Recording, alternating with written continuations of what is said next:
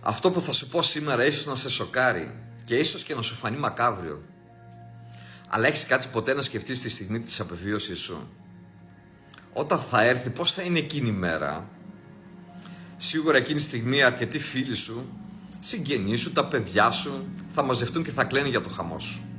Και αργότερα θα συνοδέψουν και στην τελευταία σου κατοικία. Την επόμενη μέρα όμως όλοι θα ενταχθούν στην καθημερινότητά τους, όλοι θα πάνε στις εργασίες τους, όλοι θα συνεχίσουν να πληρώνουν λογαριασμούς και θα συνεχίσουν να μιλάνε και να γελάνε μεταξύ τους.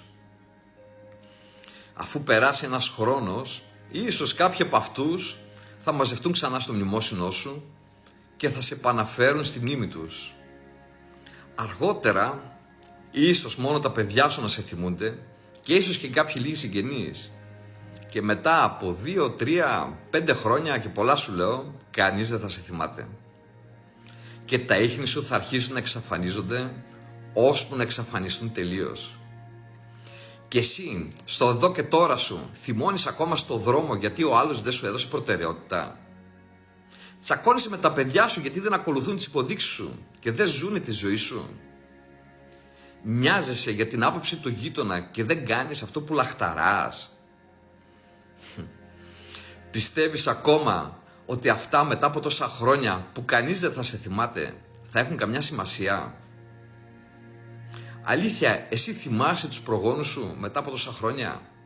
Σκέφτεσαι παράδειγμα τι έκανε ο προ πάπος μου την ημέρα που αποφάσισε να διαφορήσει για τη γνώμη του γείτονα και έζησε τη ζωή του? Αγαπημένοι μου άνθρωπε, ο χρόνος σου είναι λίγος και λίγοι. Γι' αυτό πήγαινε έξω και άρπαξε όσες χαρές της ζωής μπορείς. Χαμογέλασε, φέρσου με ευγένεια, γέλα συχνά, φλέρταρε, κάνε αυτό που αγαπάς, αγάπα το όνειρό σου, ακολούθα το πάθος σου, αγάπα συχνά. Κατάλαβε το, η ζωή σου είναι ένα ταξίδι και απόλαυσέ το.